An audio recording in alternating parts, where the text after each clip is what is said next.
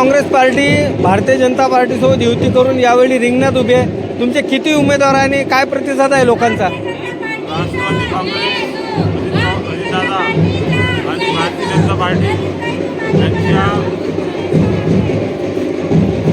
यांची इथं एक सन्मानपूर्वक युती आमची त्यांच्यासोबत झालेली आहे.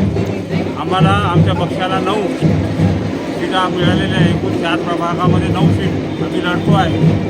आणि आमच्या अध्यक्षपदाच्या ज्या उमेदवार आहे भारतीय जनता पार्टीच्या त्या नलिनीताई भारसाकडे त्या अध्यक्षपदाची निवडणूक लढत आहे. आणि आम्ही 9 सीट जे आहे एकूण 4 प्रभागामध्ये 9 त्याचा 3 जे आहे 2-2 असलेले प्रभाग आणि एक 3 प्रभाग असलेला असा एकूण 9 सीट आम्ही लढतो आहे. कोणत्या विकास कामाचा मुद्दा घेऊन तुम्ही आता निवडणूक रिंगणात आहे? सध्या दर्यापूरमध्ये महत्त्वाचा जो विषय आहे ह्या प्रभागाशी संबंधित जर पाहिला ड्रेनेज सिस्टीम आहे.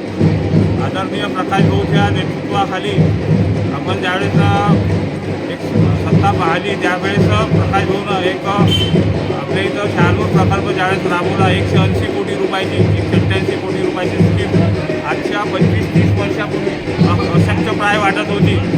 आणि आज ड्रेनेजसारखी मुंबई सारख्या मोठ्या शहरामध्ये ज्या ड्रेनेज सिस्टीम आहे अशी सिस्टीम आपण महत्त्वाकांक्षी प्रकल्प इथं आपण राबवण्याचा इशाराधीन आहोत समजा. आणि हे नेतृत्व आमचे प्रकाश भाऊ यांच्या नेतृत्वात आणि आमचे आदरणीय आमदार विधान परिषदेचे सदस्य संजीवभाऊ खोडके साहेब यांच्या नेतृत्वामध्ये हे पूर्णपणे होऊ शकते याची खात्री आहे.